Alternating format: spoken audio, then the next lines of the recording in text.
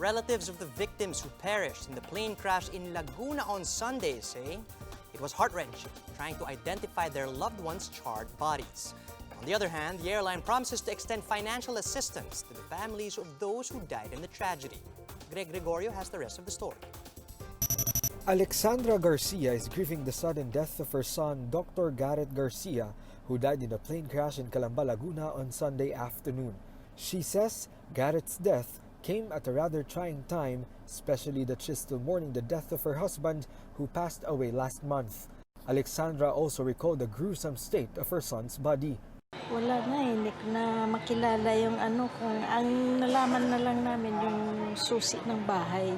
Nasa kanya. Kasi nandoon pa sa niya. Kaya nakilala namin.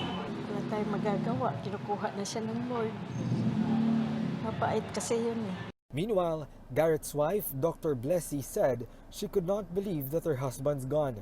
She finds comfort in the fact that Garrett died while trying to save others. Ganyan po talaga siya, knowing him, sobrang dedicated po sa work. Tsaka yan talaga yung passion niya, patient first. Mahirap na i-describe kung ano yung pain. Alaman po namin kung ano talaga yung nangyari, kung ano yung reason kung bakit nag-crash. Kasi as of the moment, puro theory. Hindi namin alam kung ano yung totoo eh.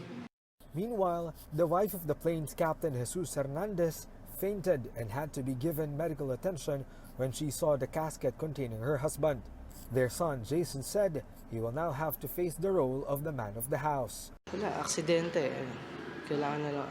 Wala namang gustong mangyari yung crash. By 6 or 7, di pa nagte-text yung dad ko na wala pa dito sa Manila. Kaya yun, may nag-search si mama na kung anong meron, news, ganong day na yun. Tapos may lumabas na plane crash.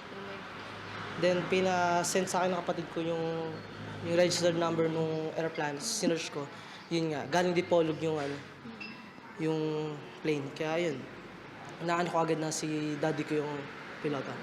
Yesterday, aviation authority officials confirmed that the flight data recorder has been recovered from the wreckage. But CAAP spokesman Apollonia clarified in an interview with the Philippine Star that what they recovered was an electronic recording equipment and not the plane's black box. Apollonia explains that the Beechcraft plane does not have a black box like those found in big jetliners.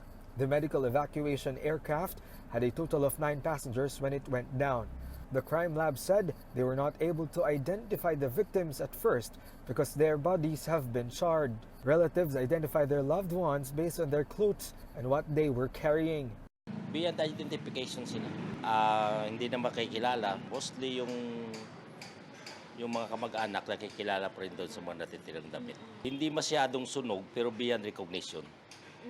That's why kumuha kami ng mga DNA samples for confirmation. Meanwhile, resort staff John Ray Roca and his mother Malu are recovering at the Calamba Doctors Hospital after sustaining second-degree burns. John Ray's sister Catherine tells us how they survived the incident.